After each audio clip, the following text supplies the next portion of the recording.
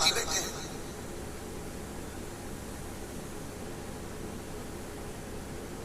और नंदन वन में जब माता पार्वती और शिव जी बैठे थे तो पार्वती जी ने शिव जी से प्रश्न करा कि जीवन में सुख और दुख कितने विचित्र हैं, ये क्यों आते हैं?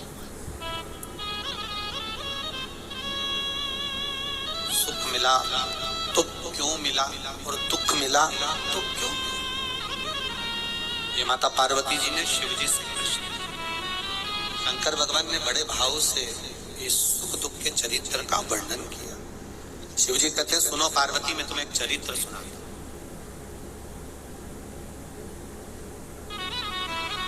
नंदनवन काशी में बैठे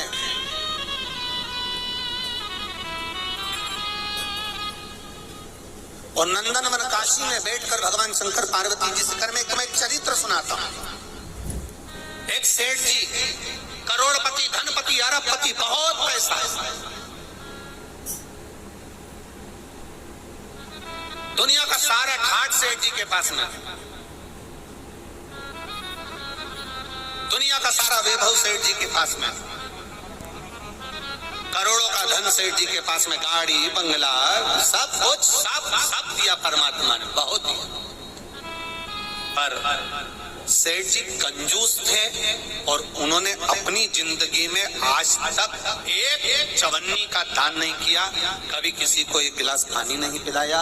रिश्तेदार भी अगर आ जाएं तो वो पानी ना पिलाए, भोजन ना कराए, और रिश्तेदारों ने आना भी बंद कर दिया, कोई नहीं आया, कभी दान नहीं करा। और उसके यहाँ का नियम था, सेठ जी के 3 बेटे, सेठ जी के तीनों बेटों में से 2 बेटों की शादी हो गई, एक बेटा कुंवारा था, सबसे छोटा वाला। छोटे बेटे की शादी होना थी, सेठ जी ने संबंध देखा और बच्चे का विवाह करा। छोटी बहू घर के अंदर आ गई। छोटी बहू आई तो घर की जो जेठानियां थी, दोनों जेठानियों ने छोटी बहू को अपने कमरे में बिठाया और बिठाकर समझाया, सुनो,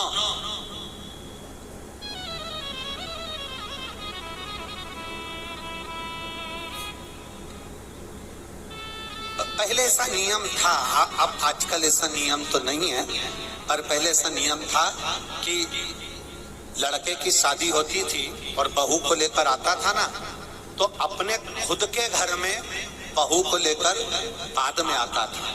पहले उसको रुकने की व्यवस्था कोई रिश्तेदार के यहाँ, कोई नातेदार के यहाँ, कोई संबंधों के यहाँ, कोई पहचान वाले के यहाँ उसको बहू को रखा जाता था। बोलो भोपाल में ऐसा था कि नहीं था?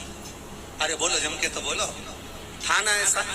लड़का शादी कर कर बहू को लेकर आया, सीधे अपने घर नहीं आया, पहले उसको कोई मित्र के आदि कादिक पहचान वाले, दीदी, जीजा, बहनोई, नातेदार, रिश्तेदार, कुटुंब, कबीला, अड़ोसी पड़ोसी, रिश्तेदार वाला, उसके यहाँ पर उस बहू को, उस छोरे को, बहू बेटा को वहां रोका जाए। काहे के लिए रोकते थे? उसको रोकने का कारण क्या था? उसको रोकने का कारण केवल एक था। क्यों रोका जाता था? केवल एक कारण से कि बहू जब वहां पर आए तो उसको हमारे घर के बारे में हमारे रिश्तेदार सब बता दें कि तुम्हारी सास ऐसी है, तुम्हारे ससुर ऐसे हैं, तुम्हारा देवर ऐसा है, तुम्हारा जेठ ऐसा है, तुम्हारा परिवार ऐसा है।